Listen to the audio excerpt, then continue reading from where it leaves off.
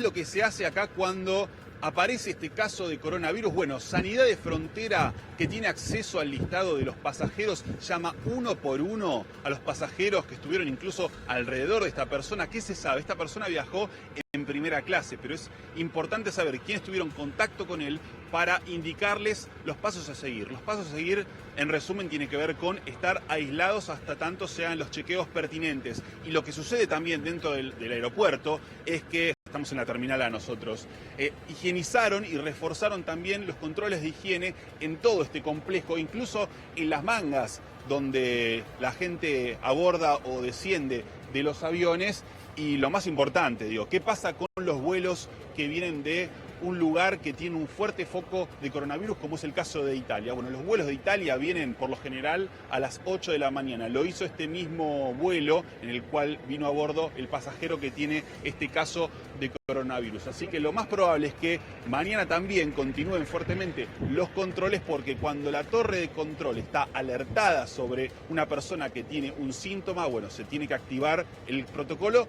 Lo que sucedió ayer, es lo que sucedió ayer cuando esta torre de control estuvo alertada y se verificó que los pasajeros estuvieran siendo controlados, cosa que, bueno, después dio negativo porque no había conexidad con alguna zona que estuviera con un fuerte foco de coronavirus. Así que mañana entonces, y seguramente las próximas semanas, van a continuar fuertemente los controles aquí en Ezeiza. Muchas gracias, Rafael, muchas gracias. Vamos a actualizar la información, tenemos el mapa en tiempo real. El número en rojo, el total de los casos confirmados a nivel mundial, 92.818. Muertes, 3.160. Y los recuperados, 48.226. Esto es en tiempo real, reitero, el rojo más intenso son los puntos donde hoy la enfermedad se ha expandido en forma más determinante y alarmante. Y bueno, ya América del Sur está marcado también en rojo con los casos confirmados en Chile y en la Argentina. Ayer te contábamos que entre las deudas que dejó el gobierno de Mauricio Macri, dejó 45 millones de luz, tarifa impaga de luz para el Hospital Garrahan. Mire, hablando de salud. Usted me va a decir, eliminaron el Ministerio de Salud, abandonaron los planes, por ejemplo, contra el dengue, que ha vuelto a la Argentina, no vacunaban y volvió la epidemia de sarampión, pero no pagaban la luz del Hospital Garrahan, hospital de excelencia en la Argentina, hospital de niños. 45 millones adeudaban. Hoy se supo que en la provincia de Buenos Aires, después de las PASO, la gobernadora María Eugenia Vidal dejó de pagar la luz en hospitales públicos y escuelas de la provincia de Buenos Aires. Lo confirmaba el actual ministro de Infraestructura de la provincia de Buenos Aires. Nosotros encontramos un ministerio completamente parado. Más o menos a partir de agosto se pararon todos los pagos que tenía el Ministerio de Infraestructura, tanto en obra como en servicios, y eso generó, por supuesto, un parate en la obra pública, ¿no? Los contratistas, cuando dejan de recibir pagos por los certificados de obra, ralentizan o directamente cortan las obras.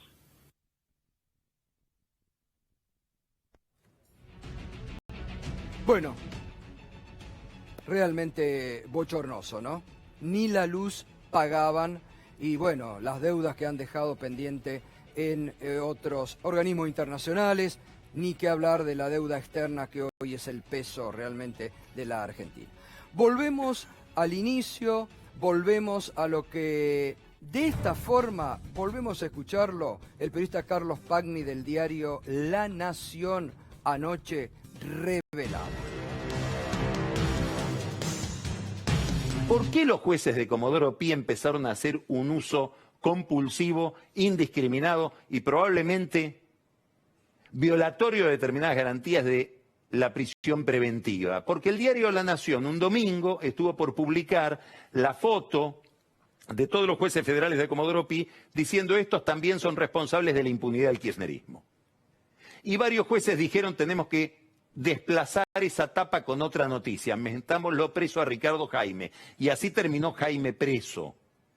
Y la presión de la opinión pública y de la prensa para que hubiera algún castigo respecto de la impunidad del kirchnerismo es lo que hizo que, contrafóbicamente, sobreactuaran los jueces las prisiones preventivas que ahora vemos en muchos casos como aberrantes. Bueno, la verdad que es un escándalo mayúsculo y de gravedad institucional como marcamos. Nos acompaña la directora de Página 12, Nora Beiras. Buenas noches, Nora, gracias por venir. Y nos acompaña Horacio Berbisky, también vamos a conversar. Horacio, buenas noches. ¿Cómo estás? ¿Podés salir del asombro? Bueno, esta declaración de Pañi es gemela de la de Julio Blanc de Clarín, cuando dijo que habían hecho un periodismo de guerra. Son dos personalidades importantes en los respectivos medios, pero que no están en el núcleo central empresarial, que han visto todo, que han estado muy cerca de todo, que conocen todo, que son más capaces que los que sí están en la línea empresarial, tanto Pañi en La Nación como Blanc en Clarín, fueron los columnistas más interesantes. Y por alguna razón, Blanc en su momento y Pañi ahora se desmarcan y cuentan parte de lo que vieron. Por supuesto, sería interesante contar a más de algunos detalles. Total. Digo, ¿cómo se enteraron los jueces federales de que La Nación iba a publicar esa tapa? Es lo que me preguntaba yo al inicio del programa. ¿Quién les avisó de que se iba a publicar? Bueno, no, que uno de los dueños de La Nación forma parte de la mesa judicial del gobierno, ¿se dice? ¿Con qué antelación supieron que La Nación iba a publicar esa tapa? ¿Por qué La Nación hizo esa tapa? ¿O planeó esa tapa? ¿Planeó hacerla realmente o fue parte de una operación sobre los jueces federales conociendo el paño?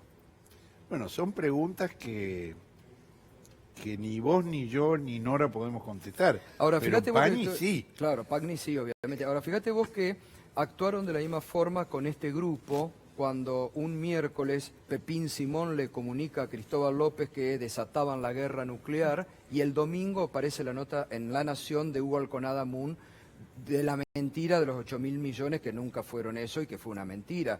Y ahí empezó el desmadre, digo, otra vez el diario La Nación, ¿no? Sí, sí, está muy claro. Digo, cuando se ha hecho la descripción de lo que ha pasado en estos años, se ha mencionado al gobierno, se ha mencionado a los jueces y se ha mencionado a los medios. Los medios siempre tienen una defensa en el rol que cumplen, en la libertad de expresión, en el derecho a la crítica, que es legítima. Pero cuando aparece un testimonio como este, queda, como dice tu leyenda allí, el periodismo de guerra al desnudo. El diario La Nación, evidentemente, ha sido parte de esa operación que fue contra el kirchnerismo, pero no solo contra el kirchnerismo. La primera víctima fue Milagro Sala. Y también en Jujuy están apareciendo testimonios desde muy adentro del poder. Sí. Ahora vamos a ir a ese tema porque lo del cohete a la luna el domingo fue tremendo, ahora vamos a ir con eso también, ¿no? Ahora vamos a avanzar con otro tema de la justicia. Nora, me interesa de tu perspectiva de muchos años en el periodismo, tanto como Horacio, pero con la responsabilidad hoy como directora de un diario. Esto que, cuando te enteraste de lo de Pañi, ¿cuál fue tu primera reacción? Y la verdad que, por un lado te podría decir que es como la confirmación de lo que se viene denunciando y de lo que venimos denunciando distintos medios, entre ellos nosotros desde el diario El Destape. Me parece que lo que me suena realmente tremendo en un punto es cómo a veces parece que la confesión de la derecha es lo que le da legitimidad a lo que estuvimos diciendo durante tantos años, durante tanto tiempo, y que cada vez se va corroborando más.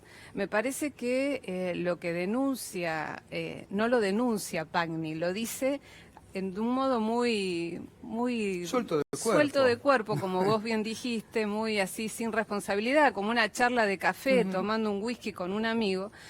Y me parece que lo que está hablando, bueno, es de la impunidad con la que se maneja el establishment en la Argentina. Me parece que la Nación forma parte de ese engranaje del establishment, de esa matriz judicial, político, mediática, que no solo se da en la Argentina, sino que ha sido una realidad en toda América Latina, con el llamado lawfare en América Latina. Pero creo que esta confesión, en realidad, también lo que dice el fiscal Delgado, con respecto al motivo a la causa, la noticia que la Nación hizo tapa, que promovió de esa forma la detención de Jaime, más allá de la justicia, lo que tienes que investigar, porque después te tratan de envolver con lo que vos querés impunidad. Claro. No, lo que se trata acá es que la justicia realmente garantice todos los procedimientos que suponen que la libertad de las personas es el bien más preciado en un sistema democrático junto a la vida, y que eso es lo que se tiene que garantizar en un debido proceso. Lo que pasa que cuando han mirado para aquellos que han sido acusados de kirchneristas, si la presunción de inocencia y las limitaciones que la propia ley establece a la prisión preventiva han sido absolutamente soslayados y han sido sí usadas políticamente, como queda en evidencia cada vez más, porque ahora también es verdad que hay un cambio de signo político, entonces la justicia empieza a operar en función de ese cambio. Para mí el gran tema, y con esto te cierro, es ¿qué va a hacer la Corte Suprema de Justicia con todo esto? Porque las causas están, distintos recursos están ante la Corte Suprema de Justicia, que no tiene tiempos, pero evidentemente los tiempos sí demuestran cómo opera en la justicia. Sí, totalmente. No creo que la derecha legitime. Creo que la derecha reconoce porque ya está legitimado. Y tratan de reacomodarse y salvar su cara. Y se desmarcan. Es decir, Pagni se desmarca. En este momento en la Nación debe haber alguna discusión interna. Pero tremendo. Caliente, porque los desnuda todo el diario. Como la hubo en Clarín cuando lo de Julio Blanc, que lo niegan hasta el día de hoy. Dijo lo que dijo. Exacto, que lo niegan hasta el día de hoy. Ahora, lo que dice Nora de la Corte es fundamental. La clave está en la Corte. Porque los medios pueden chantajear, pueden presionar, pero el que tiene la decisión es el juez. No los medios. Ahora, la clave siempre estuvo en la Corte, y hace muchos años que venimos pidiendo justamente que de alguna manera se ponga los pantalones largos y resuelva. ¿Por qué no lo hace aún con el cambio de gobierno? Porque se los bajó antes. Y me parece que, digamos, toda la ofensiva... ¿Cómo es eso? No, dice que se ponga los pantalones largos. Yo digo, se los bajó. Claro. Hace No tenía que años, ponerse eso, sino subirse. Subírselo, exacto, claro. Porque están las vergüenzas a la vista. Claro. Y todos sabemos que toda esta operación no hubiera sido posible si el expresidente de la Corte Suprema, Ricardo Lorenzetti, no hubiera reunido a los jueces federales para decirles avancen contra el kirchnerismo, que yo los respaldo. Y no hubiera sido posible si Lorenzetti no hubiera escrito la justificación de las prisiones preventivas efectivas antes del proceso y antes de la condena, que no pudo conseguir que la Corte Suprema lo incluyera en una resolución, y por eso se lo dio a Martín Irursun, enfermo de antiperonismo, juez radical vinculado con Enrique Nosiglia, para que la Cámara Federal implantara esa doctrina absurda, insostenible, que la propia Corte después, en una resolución reciente, dice que hay que tener cuidado con cómo se aplican las prisiones preventivas. Pero fue Lorenzetti el que organizó eso. Entonces, la Corte Suprema tiene una suprema responsabilidad en todo esto que está Ahora, Horacio, pasando. ¿cómo se cambia? Porque digo, están frente a la denuncia de las jubilaciones de privilegio, saltaron y la corporación judicial se puso, buenos y malos, todos abroquelados. Frente a la reforma judicial, el desplante que le hizo, entre otros Lorenzetti, al presidente Alberto Fernández con la ausencia del domingo en el Congreso. 3 jueces, esto es un mensaje, ¿o no? Que estén ausentes el domingo. Bueno, fue un bloque, ¿no? Fue la mayoría peronista de la Corte. La ausente. La ausente, sí. ¿Y eso qué significa? Llevará tiempo entenderlo. ¿Se estarán dirimiendo internas? Es posible. Es muy posible. Pero evidentemente la solución de todas estas cosas que están pasando solo puede provenir de la Corte, digo, porque las decisiones judiciales han contado con el impulso de la propia Corte. Y todo este escándalo es hechura de la Corte. Por algo la Corte Suprema tiene, y la justicia en general tiene, la pésima imagen que tiene. Total, la peor imagen en las de los últimas poderes, mediciones. exacto. En otra época, los últimos lugares eran los diputados, los sindicalistas. No, ahora es la Corte Suprema y los Exacto, jueces. sí, sí. Ahora, Nora, Lorenzetti lo hizo. Lorenzetti lo hizo, totalmente, sí. Lo mostrábamos el otro día acá, la peor. Nora, esto también al periodismo tiene que plantearle ahora de una vez por todas. Porque yo me preguntaba, ustedes se van a reír, se van a reír. Pero digo, FOPEA, ADEPA, la Academia Nacional de Periodismo, ¿pueden seguir mirando para el costado después que se cuentan y se revela esto todo? Bueno, me parece que el periodismo está en cuestión, no lo vamos a descubrir ahora. Creo que estos hechos corroboran la gran falacia de aquellos que se plantean como los periodistas profesionales frente a los periodistas supuestamente parciales porque hablaban o hablamos desde una determinada mirada de lo que sucede. Creo que acá es evidente que el periodismo está en crisis, esto es una realidad.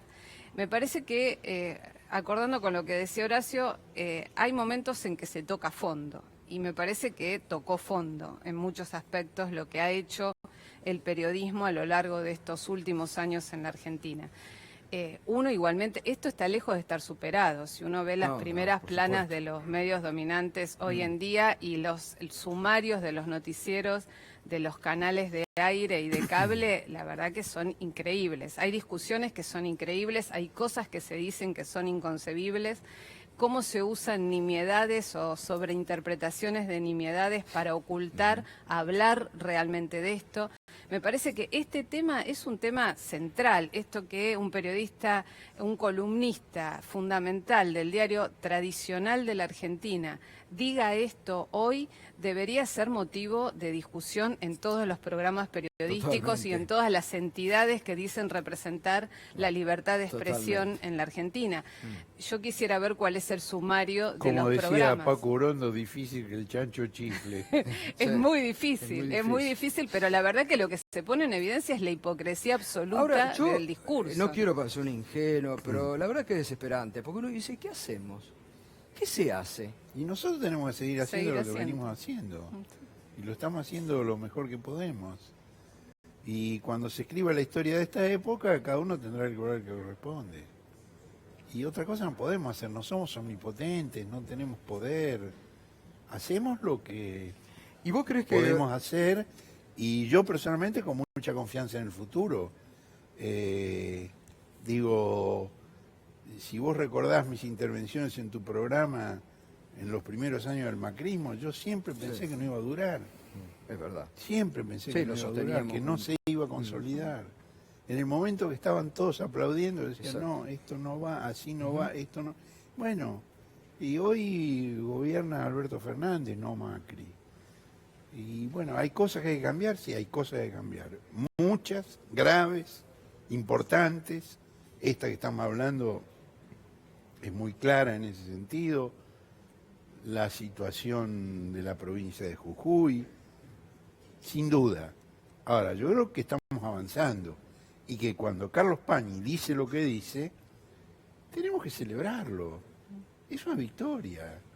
Es una victoria de la conciencia colectiva, es una victoria del periodismo decente, es una victoria de los débiles.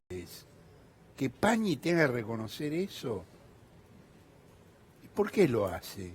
Porque siente que no se le mueve el piso bajo los pies. Que esa situación de poder de la que gozaron ya no es así. Y que hay una sociedad que mira, hay una opinión pública mucho más atenta.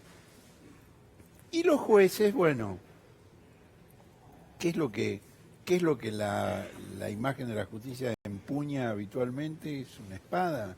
No, es el dedo. Claro. Así que bueno, que se preparen Macri y los suyos. Les ¿Sí? toca a ellos.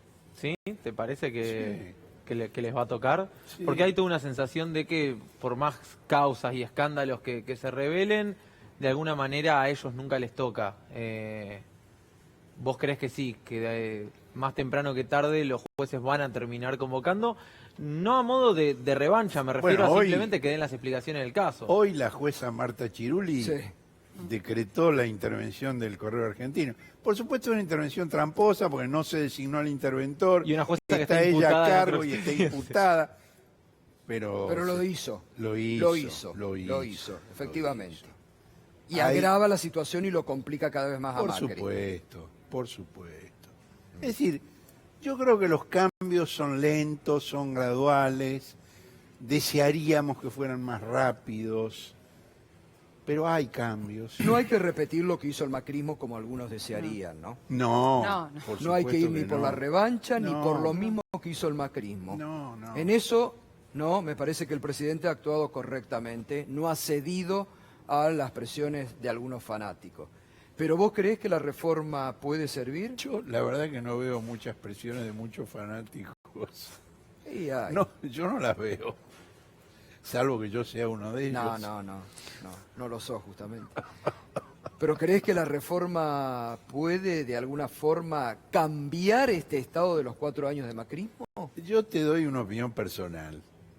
Yo creo que lo primero hay que reformar es la Corte Suprema. Y me parece ¿Hay que aumentar el número, por ejemplo, de los miembros? Mi opinión personal es que sí, pero la opinión del presidente aparentemente es que no. Y hay una contradicción entre el discurso y las medidas, porque el presidente dice que hay que terminar con los jueces amigos. Y el problema no han sido los jueces amigos. Bonadío no era amigo de Macri. No, es verdad. Es otra cosa, es otro fenómeno. Es un fenómeno distinto. Exacto. Y como decíamos antes, nada de esto hubiera sido posible sin la instigación de la Corte Suprema de Justicia. Totalmente. Yo creo que hay que empezar por ahí. Hay que empezar por ahí. Es mi opinión personal.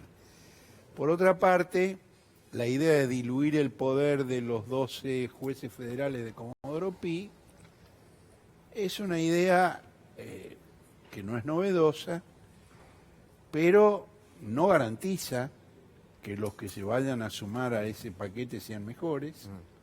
Si se va a hacer una fusión con penal económico, me parece que los niveles de corrupción en penal económico no son inferiores. Si se va a hacer una fusión de civil y comercial con contencioso administrativo, ¿qué puede salir de allí? Claro. ¿Qué puede? Coronavirus jurídico. Entonces me parece que hay otras cosas pendientes para hacer al respecto. El proyecto de ley todavía no está. No está, Hay exactamente. un anuncio, el proyecto de ley no está. Hay posiciones distintas. Ujú. No piensa lo mismo la ministra de Justicia que el secretario estratégico. Hay cosas que están... Que se pueden todavía modificar o cambiar. ¿Te acordás la película de Woody Allen, Match Point? Sí, Bueno, está eso. la pelota está en el aire. La pelota está en el aire. El domingo, el sitio que dirige Horacio Berbisky, El cohete a la luna, hizo una revelación muy, muy impactante, dramática, desde todo el punto de vista aberrante, porque te venimos contando aquí también, Horacio lo viene haciendo, la situación en la que se encuentra el presidente del Superior Tribunal de Justicia de Jujuy, que fue el que reveló frente a una cámara oculta que lo de Milagro Sala había sido una detención política por capricho del emperador Gerardo Morales I. Esta persona que hoy está con pedido de licencia, pero que admitió que lo de Milagro Sala había sido detenciones políticas, arbitrarias, que no había existido ninguna prueba y que estaba presa por orden de Gerardo Morales. Y que él no lo denunciaba porque formaba parte del mismo equipo que Gerardo Morales. Más grave aún, exacto. Bueno, el domingo, Ana Juárez Orieta, ex directora de Estadística y Censo de la provincia de Jujuy, que tenía una relación sentimental con este señor Vaca, denunció que fue violada. Hay una denuncia por que era presidente del Superior Tribunal de Justicia de Jujuy. Escuchamos una parte del testimonio que es desgarrador. Pablo Vaca, por lo que me hizo en agosto del año 2019. Tenía miedo y sigo teniendo miedo de que me puede pasar un montón de cosas malas, como me dijo él. Se lo pudo haber hecho a otras mujeres. Y hasta el 2018 yo tuve una relación con él, amorosa, de pareja. Él es un hombre casado, sí, pero me dijo que tenía un matrimonio aparente. Al final quise dejar de seguir saliendo con él porque se empezó a poner violento en la manera que nosotros teníamos de relacionarnos, maltratarme y me dejaba marcas. Y me volvió a dar un beso en la boca. Y me dijo, dale, si vos querés. Yo dije, no, bueno, me voy. Me agarró del pelo y me llevó hasta ahí, me tiró en el sillón. Y hemos sacado otra parte tremenda del testimonio, que la verdad que es muy larga la nota, pero cuenta detalles tremendos, ¿no? Sí, cuenta todos los detalles de lo que sucedió y las amenazas que le hizo, si ella contaba lo que había pasado, que o la iba a hacer meter presa o iba a aparecer flotando en el dique. Y que él tenía todo el poder para hacer eso. Y ella está asustada. Fue a la comisaría de la mujer para denunciarlo. En la comisaría de la mujer la recibió un hombre. Tremendo. Bueno, Jujuy es así. Le hizo repetir 3 veces el relato y no tomaba nota. A la tercera vez tomó nota. Pero además abrió la ventana. El despacho estaba al lado de la parada del colectivo para que le costara más todavía el relato a ella. Recién a la tercera vez tomó nota. Es la misma persona que grabó la conversación con él, donde él cuenta cómo es el poder de Morales sobre la justicia de Jujuy y la situación de Milagro. Lo grabó durante la relación que tenían entre ellos. Él está diciendo ahora que es un complot y que por eso lo estaba grabando. Ella tenía la grabación en su teléfono porque durante sus funciones como la directora de Estadística y Censo de la provincia fue víctima de atentados y de amenazas y un fiscal ordenó que se grabaran todas sus conversaciones. Otra cosa que dice Vaca en su defensa es que si la violó en agosto del año 19, ¿cómo puede ser que ella haya tenido una amistosa conversación con él en octubre del año 19? Ahí nosotros en el Cohete de la Luna tenemos que asumir un error nuestro en la transcripción, en la fecha de la grabación. Pero si vos escuchás la grabación, el diálogo se refiere a hechos que ocurrieron en el 16 y en el 18, sí, no en el 19. Claro. Nosotros pusimos efectivamente octubre del 19, pero por error. Los temas de los que se hablan son la creación de un registro burocrático en la provincia, que es del año 18, y se habla de la liberación de algunos compañeros de Milagro Salas que ocurrió en el 16. Sí. De modo que no hay duda que... Igualmente, no es... la ilegalidad en Jujuy de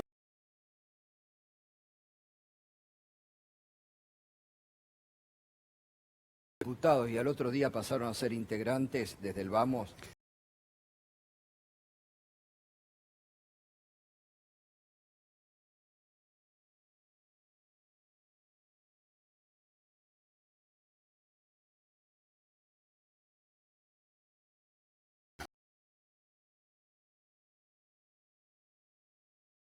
Y optimista en un... Y contra Milagro. Habitualmente era al contrario, escéptico era y yo...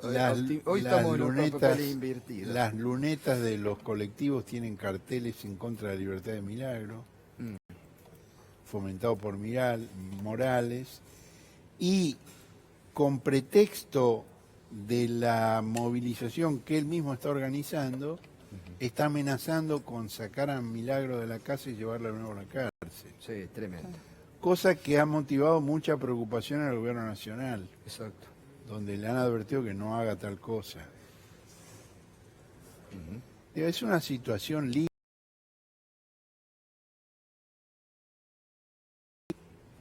Y el martes se va a tratar en el Congreso en el Congreso va a comenzar a tratarse el pedido de intervención por parte de senadores intervención al Poder Judicial. Exacto.